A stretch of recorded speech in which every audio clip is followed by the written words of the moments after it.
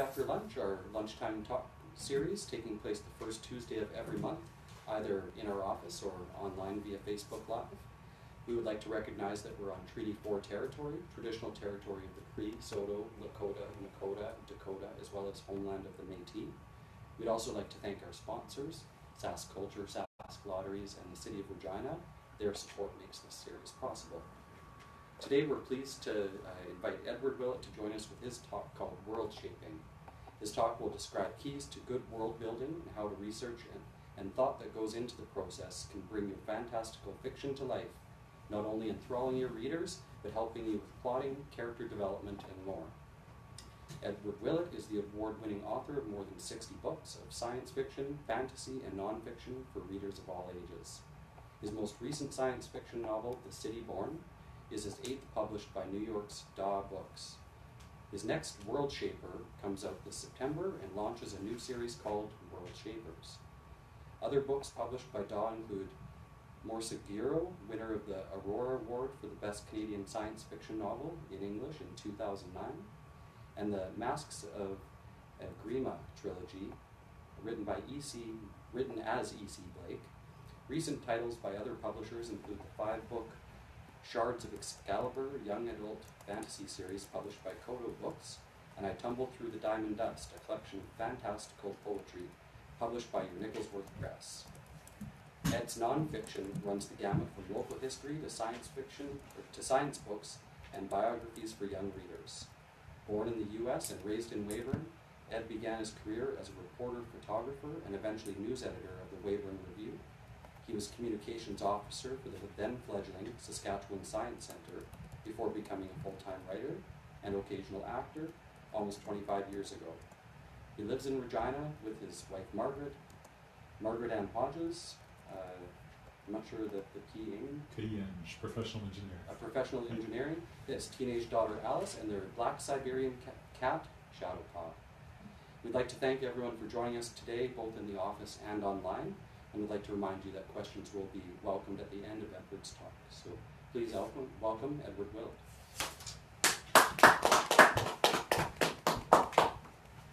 Thank you. Yes, I always put P.Eng. after my wife's name because I'm very proud to be married to an engineer, and I could also say that one of my best career moves as a freelance writer was marrying an engineer. Margaret Ann's really tired of that joke, but she's not here, so I can say that. So yes, this is called world shaping, and that's actually kind of an odd phrase from what you usually hear in science fiction and fantasy. What you'll usually hear is world building. And at science fiction conventions, you'll always find panels on world building and articles about it online. When I did a little research here, it was all over the place. There was, 7 deadly sins of world building and world building 101 and all these sorts of things. But even though it's associated with science fiction and fantasy, world building is actually a very old term. From Wikipedia, so this may or may not be true, it was first used in the Edinburgh Review in December 1820. It was the first time the word world building showed up. And it appeared in A.S. Eddington's book, Space-Time and Gravitation, an outline of the general relativity theory in 1920. But he was using it to describe the kind of thought experiments that Einstein did and other physicists do when they're trying to figure out hypothetical worlds with different physical laws, which of course ties into what science fiction and fantasy writers do as well. Apparently the first time it was used in science fiction and fantasy actually came much, much later in 1965 in R.A. Liphoff's book, Edgar Rice Burroughs, Master of Adventure. So Edgar Rice Burroughs, I guess, was the first one whose world building was either praised or condemned, not having read the criticism. I don't know exactly which. World building also sounds really grand, of course. It's kind of godlike. Although in my experience, it usually takes us mortals quite a bit longer than 7 days to come up with anything close to a believable world. But you'll notice that I titled my talk World Shaping, and there's a couple of reasons for that. One is that world building is very closely connected to science fiction and fantasy, and yes, I am talking about that because that's what I write, but the truth is that every writer engages in it no matter what kind of writing they do, to a greater or lesser degree. Even if you are writing fiction set in the real world, you're really writing in a world of your own, if not a creation, at least a modification, a shaping of the real world. You cannot capture the entire complexity of the world in a story. So what you are creating is your own shaped world in which your story takes place. It may look very much like ours, but it's not ours, it's yours. So some of these same considerations about world building apply to any writer of any kind of fiction. And of course, as you may have caught from the introduction, the other reason I'm calling this world shaping is because my next novel is called Worldshaper, and it starts a series called Worldshapers. And I'm nothing if not willing to promote myself. But actually it ties in very well, because as a writer I've always, and a science fiction writer in particular, this whole concept of building and shaping worlds is really, really interesting to me, and I think about it a lot, even before I decided to write a series called Worldshapers. And it's actually my thinking about what it's like being a writer that informs the new book, because it seems to take place in our world, but there are some very differences that you start to see very early on. For example, the big professional sport is lacrosse, is one example. And I casually mentioned that there are colonies on the moon, and that a few years ago all of the world's problems were solved. That sort of thing. And so it's kind of a utopian world in a way. And you quickly find out it's not our world. The reason this world is like that is because somebody has shaped it. And the premise of the whole series is that there are a series of these worlds which have been shaped by people who then live in them. So it's kind of like writers or authors being able to live in a world of their creation. And it gives me a lot of opportunity within this series to think about how worlds are shaped and worlds are built if you are a writer. I'm hoping to have a lot of fun with it, because I can set it in any kind of world. So if the series goes long enough, I can write film noir stories, I can write westerns, I can write anything, because these worlds can be shaped just like fictional worlds and by writers can be shaped in any way. So how does world shaping or world building begin? Well, it begins the same way that any story begins, because every story, as I've just said, is a shaped world. So your world shaping begins with whatever it is that starts the story. It can begin with an image. In my last book, The City Born, which is a world I created where there's one city, this massive towering metal city with many levels on it. And the higher up you live, the better off you are, and that's where sort of the rulers live up there. And you get down to the bottom, and underneath it are the outcasts who live in this giant garbage heap that is collected in the canyon over which this towering city squats. And that's literally where the story began. I had this image of this city with a canyon under it, and the city's been there so long that the garbage has filled the canyon, and there are people living in the garbage. It's interesting because the Landfill Harmonic was just here in Regina, which is the Paraguay youth orchestra that plays recycled instruments, and they come from a town where the primary, it used to be a nice little town on the edge of the city. The city built its landfill right there. And so the primary jobs, the people who live in this very poor town, is digging through the landfill. And so this sort of thing actually exists in the real world, and that kind of image in the real world can also be a kickstart for this kind of thing in a made-up world. So it can begin with an image like that. If you're Tolkien, J.R.R. Tolkien, it begins with a made-up language. He fell in love with Finnish, and from Finnish has a lot of elements that he then became Elvish, and as he wrote these languages, he also created mythology that would create that these languages grew out of. So that's kind of where his world building began. It can begin with an idea. Alternate history is a good example of alternate worlds, worlds that are shaped, that are different than ours. One of my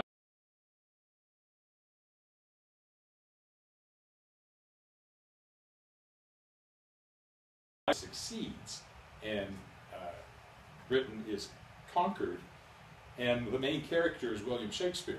And William Shakespeare manages to help throw out the Spanish by writing a propaganda play that results in mobs rising up and storming the Tower of London and freeing Queen Elizabeth I and the driver.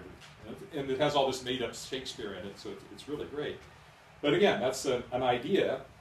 What if the Spanish Armada succeeded, which resulted in a world that he had to build?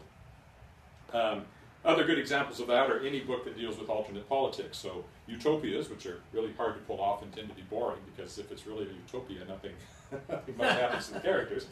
Dystopias, which are very popular. There's all kinds of highfalutin reasons why people think they're popular, but ultimately they just make really great settings for stories, because everything's bad and you have characters that are trying to make things better. It can begin with the kind of idea that is, what if? What if some people were telepathic? What if some people had magical power? What's that book? It has that wizard with the glasses. Yeah, nobody's ever read it except me. Harry Potter, that's it. And a million others like that. Or what if there were aliens among us who looked just like us? That kind of an idea, invasion of the body snatchers. It can begin with a character, an image of a character. Say, a girl with wings. To pull one, well, I pulled it out of my head earlier because it's on the paper now, but just to pull one out of the air. Or a boy who can walk through walls. No matter what the seed of the story is, and it could be mundane, again, world shaping doesn't have to be science fiction and fantasy. You're always doing this with whatever kind of fiction you're writing. So your initial idea might be, oh, I don't know, a middle-aged author who writes science fiction and fantasy and gives live Facebook talks at the offices of a provincial writing organization. A fascinating character. The process of shaping or building the story around that initial idea is always the same, and it always boils down to asking questions. So, let's take the girl with wings. What questions would I ask to build a world around her? First question is, are the laws of physics the same in this world? In other words, does she fly under the constraints flying creatures have in our world? Or does she get the benefit of magic or lower gravity? So it's not our world. That first question, how does she fly, immediately pushes your world that you're going to build off in different directions. I don't need that aside. If she has to operate under real-world conditions, then there are a host of other questions you have to be answered, like how does she have the strength? How big are the wings? And are they bat-like, in which case they're also her arms? Or are they attached to her shoulders, in which case she's actually six-limbed? If that's the case, then you have a whole bunch of other things you have to put into your world to make that make sense. Like all the animals would have 6 limbs as opposed to 4, or however you wanted to deal with that. The questions multiply, as you can see. That was just an example. So you have a winged girl. Is she the only winged girl? Is she one of a kind? Is there a whole race of winged people?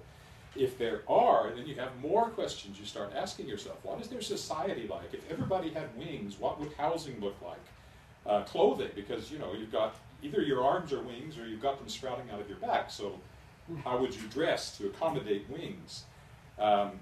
Do they live on elevated platforms or high in the mountains? What do they eat? It takes a lot of energy to fly. Do they have strong bones or bird-like bones? If they are in a version of our world, how do they interact with people who don't have wings? And once you get those kinds of questions, your world building also begins to impact other elements of the story. That interaction with non-winged humans is a source of potential conflict. In my book, Marseguro, the conflict was between humans who were genetically modified to be able to breathe underwater and normal humans who couldn't. And I worked from there. It gives you setting when you start to answer these questions about whatever your image was, and interesting bits of set dressing.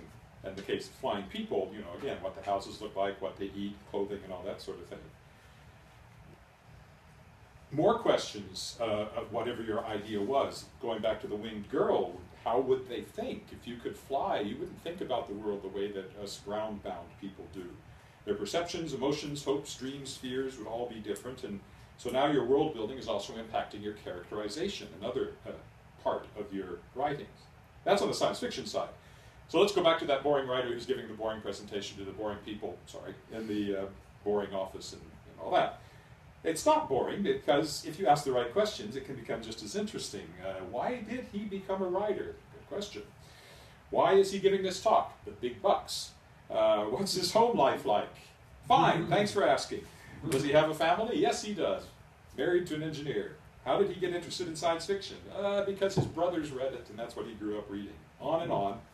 Every question answered shapes the world in which the story is set. It might seem very minor, because that's kind of a real world, and yet at the same time it's determining how things work within the world that you've created. Because every work of fiction, every work of fiction, as I like to say, is really a work of fantasy set in a made-up world. Because, as I said earlier, you can't contain the entire world with all its complexity in a single work of fiction. In computer terms, a fiction world is pixelated. It's made up of discrete pixels, words, which create an illusion of the real world, but it's still an illusion. So the challenge of world shaping is to take those pixels, those words, and create an illusion believable enough that readers will give you that all-important willing suspension of disbelief. And again, that comes back to constantly asking questions about your world and following them to the logical conclusions. And if you don't like those conclusions, maybe you need to tweak the world so that your story will work within it. If you fail to do that, or if you answer the questions incompletely, you'll throw readers out of the story. Now, I have an example here of something I read recently. It's a story about aliens and humans in military conflict on a world. Been done a million times, right? The writer had a plot, but he didn't ask the questions about his world. So he talks about these aliens, but aside from saying that they're really tall, he never makes them sound alien. They talk like humans, they act like humans, except for some differences in their military, like they're very fanatical. At one point he says they're bony, but that's about it. I have no image of them because he didn't build them, and he didn't also go from whatever he came up with for the alien and then build the world further out so that technology would work different. Humans are able to just grab their technology and make it work, and even though they're 7 feet tall and humans aren't, there's never any talk about things being out of reach, or maybe they only have 3 fingers and so the controls would be different. Ryder didn't ask those questions. He's also seemed to be oblivious to the difference between galaxies and solar systems and the relative distances involved. So his aliens came from another galaxy, which is, if they have the technology to do that, they're not going to be fighting humans on a more or less even basis. It's just, and he didn't seem to know the difference. His alien world was very paper thin. It only had one alien life form, which was kind of a giant cockroach thing that eats people. And other than that, there was nothing. And so all of this made it seem very thin, and it's because he didn't ask those questions and follow them out to their logical conclusions in order to create a believable world. He had a plot, but it didn't work because the world wasn't thought out. And that brings me to research. There were things there he could have researched. If he wasn't familiar with the distances between the galaxies and what that implied, he could have found out. Now, it might seem odd that you need to do research if you're just making up a world. I mean, God didn't have Google, and he managed it all right, but since we are not gods, well, we have to find out things. And this comes up in science fiction all the time, and also in literary fiction, because if you're writing anything set in the real world, you need to research those parts of the real world with which you are not familiar. I know there's that whole thing about write what you know, but really it's write what you can find out about and present believably.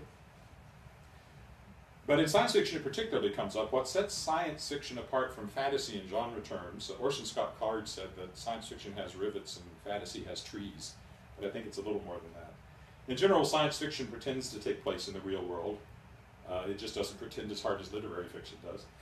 And seemingly impossible occurrences have to be explained or at least hand-waved away while still at least pretending that you are adhering to the laws of physics as we know them. And generally what this means is that you try to make most of what happens as realistic as possible so your flights of fantasy can be more easily accepted. And that means, again, research, depending on how hard your science fiction is. Hard science fiction is science fiction that usually deals with technological progress and is often based very rigorously in science fact. My best example of this, I wrote a couple of books for an Ottawa publisher, Right to Know and Falcon's Egg, and one of the main things in this is a giant, rotating, slower than light, generational starship. I needed to know how big that would need to be. I needed to know how much energy it would need to make it go relativistic speeds. I had to know how fast it rotated at the size I decided it was going to be to generate 1 g of gravity with the rotation. And I found all that online.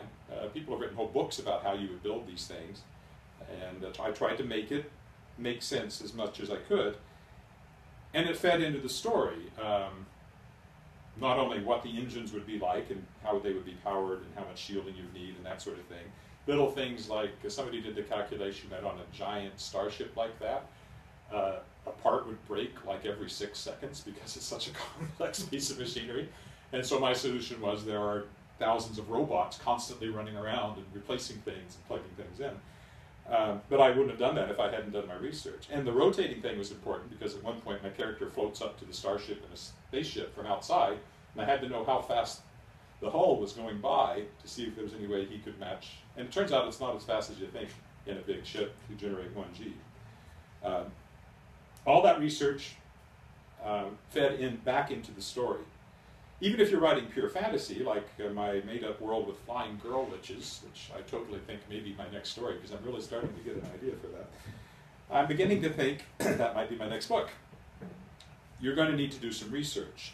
In the case of the Flying Girl Witch, it might be how fast birds fly, which, if you're then going back to the talk-giving science fiction writer, that character, upon hearing that question, is immediately thinking of, well, are you talking an African swallow or a European swallow? Thank you, thank you. I thought there'd be a few Monty Python fans around. Or the characteristics of feathers, assuming that they have feathers, which of course you will have already answered during your world building. What you find out about feathers might not only inform your story, like at some point they get oil on their feathers and they can't fly, or your character. Does your character spend a lot of time grooming those feathers? How does she do it? Does she molt? What happens if you're a teenage girl and you're molting? It must be the most embarrassing thing in the world. So these all this research, again, feeds into your character and your story. My best example was in my book, Masks. I had a mine, and I didn't just want them going up and down ladders, so I went research, and I discovered this thing called a man engine, which was in, not medieval, sort of a little bit later in Germany. A water wheel turns two beams going this way, which is translated into beams going this way. You put platforms on the beams, so when one goes up and the other one goes down, it matches the next platform, and then when this one goes up, it matches the platform coming down. So you get down through the mine by stepping from platform to platform as they step up, and then you get lowered, and then you step to the next platform, and it goes down. Really cool. And also terrifying if you think about doing that in a mine shaft in 1600s Germany. But anyway, and it fed into my story and gave me a setting and plot points and all sorts of things because I had done that research to try to make the world more believable. So having said all of this, answering all these questions, doing all your research, it's very possible to disappear down a rabbit hole or a mine shaft and keep researching when you actually have to get on with writing the story. Because world building ultimately, although we talk about it in world shaping and you're trying to make it as believable as possible, but the point of the writing is not to make the world believable. You're crafting what is effectively a play set. A stage set. And the painted backdrops on a stage only have to look real enough for the audience to accept them as real. They don't actually have to be made of brick or rock if they're a castle wall or something. The boulders can be paper mache. I mean, it works all the time in TV where you see people picking up boulders like this, and then they throw them at people. And you pick up one this big and so as long as it seems real, you're good to go with your story. What's important to the story is the story, which is, would seem obvious. The characters, their adventures, and their interactions. People will forgive a great story told in front of flimsy cardboard sets, and they'll forgive a poor story told by flimsy cardboard characters in front of a hyper-realistic backdrop. So yes, all this world shaping and world building is important, no matter what kind of fiction you're writing. It's also fun, but sometimes it becomes so much fun that people will literally focus on it for years. I've known people who have been working on the same book for 15 years, and they never get around to actually finishing the story. And what I find, being more of a pantser than a plotter is someone who plots everything out in front, and a pantser is somebody who makes it up by the seat of their pants as they go along. Mm-hmm. What I find is that a lot of my world building happens as I write, because that's what tells me what questions I need to research. The flat spaces in my world suddenly pop out, and I realize I have to find out what fills that space. And then at the end you can go back and pull it all together again. So as writers, we create a new world with every story or poem we set down on screen or paper. We have to be world shapers and world builders no matter what kind of writing we do. And it's really a kind of an awesome responsibility when you think about it, to shape an entire world. But it's also an awesome amount of fun. That's the conclusion of the formal part of the program. So if you have any questions? Maybe a comment to that. I like the idea that every story is built, has a built world around it, no matter what it is. That it may be close to reality or it may not. It's just because you're setting sort of a stage, much like a play. Yes, I think part of the traditional looking down at science fiction fantasy that has sometimes been associated with the more mainstream fiction side isn't fair, because mainstream fiction likes to pretend that it's the real world, but it still isn't. It's still a particular author's version of the real world. And that's what I think really fantasy, everything is fantasy, all fiction is fantasy. Fantasy fiction is a subgenre of fantasy, and science fiction is a subgenre of fantasy, but so is mainstream and literary fiction, because again, people are making stuff up, shaping the world. It's still imaginative, it's still an imaginative creation. And I think if we would think about that it's all part of people using their imagination, maybe there would be less of the, and I don't think it's nearly as bad as it used to be, there would be less of the looking down at various forms of fiction. That said, there are some forms of fiction I look down on, but that's just me. I'm just thinking some television shows that maybe grew up as a kid, titles like Father Knows Best. There's a world already. How do we know that Father Knows Best? You know? Well, yeah, 50s television shows hardly reflect the real world of the 50s any more than modern television shows reflect the real world. Except for Agents of S.H.I.E.L.D., which is totally realistic. I had a question for you, Edward. Just wondering, through your experience in world shaping, have you ever had fans or readers reach out to you after the fact and try to take down the world that you, or question some of the physical parameters that you've set within your world? Does that ever? It hasn't happened to me. It has certainly happened to writers, particularly in science fiction, and particularly when it was a bit more monolithic, and there were like the three big science fiction magazines, and readers would write in and they'd write letters to the editor. There was a lot of that at that time.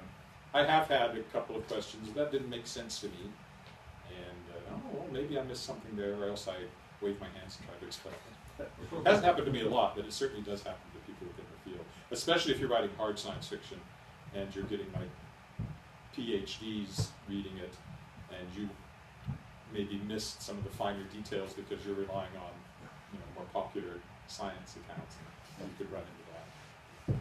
It's like when I read something that's about something I know a lot about, I immediately pick up the flaws in it. But whether I bother to contact the author or not, usually I'm a little more forgiving than that. Yeah, for sure. And also you must create such solid worlds that they can't be torn apart. Yeah, no, I wouldn't say that, because my editor certainly tears them apart before I do the rewrite. Because a lot of what my editor at DAW does is urging me to ask those more questions and figure out things I hadn't thought through fully in order to make the finished product that much more. I guess one example, this was actually the copy editor that found it in Worldshaper. At one point the characters get to the West Coast, and then they head off into the Pacific Ocean, and I just thought, yeah, West Coast, it's all the same. And I sort of had, it's a fictional town, but I sort of said where it was in Washington State, and my copy editor knew geography better and said, actually where they are is heavily built up along that coast, and if they set off, they wouldn't be going into the ocean, they'd be going into Puget Sound. Oh, so then I finally looked at the map, which I should have done first. I should have done my research, and I realized I had to move them much further south to get them out into the ocean right off the coast without having, because Puget Sound actually has more land kind of on the other side of it. So yeah, that sort of thing does crop up. Hopefully it crops up before the story is published. Really editing, I have a question. When you get an idea or you imagine something, how do you get that confidence to go ahead with that idea before self-doubt creeps in? I don't have a lot of self-doubt. I guess it depends. It depends on why I am thinking of writing something. If it's just for me, I would go ahead just because I love the idea, and I am confident at this point in my career that I can write something halfway decent out of whatever I start with. And now there have been some things I've started that didn't finish, but it hasn't happened for quite a long time. When I was younger, and that's something else that happens with a lot of starting writers, is they start, but they can't push through the end. Finishing is always hard. The other way is that a few years ago, I was looking for my next project, and I have an agent, and I actually did 10 or 12 ideas, one-page synopses, any one of which could have been a novel or a series of novels. And I sent them to him and asked him which one he thought was the most marketable. So in that case, I had somebody outside telling me, I think this one works. And that's one way to do it. If you have these ideas but you're not sure, find somebody you trust who reads in the field that you're trying to write in, and get their opinion and say, yeah, that's a great idea. Maybe they can even, if they're experienced enough, they can, having somebody to bounce ideas off of can be helpful. In this case, the agent said, I like this one, and that became my Masks trilogy, so I guess he was right. Okay, Although I still have those other 9, which I could write at any time. Any other questions from the audience here? Maybe we'll wrap it up here then. So, again, big thank you to Edward Willett for sharing his expertise and thoughts on sci-fi fantasy writing. And I guess this is the last Right After Lunch for this season. That will resume again in October, so please check out our website and Facebook for our promotions of upcoming authors. Once again, thank you to Edward Willett. And also, just again, thank you to our funders as well, the City of Regina, SaskCulture, Sask Lotteries, and thanks for everyone who showed up here today and online. Thank you.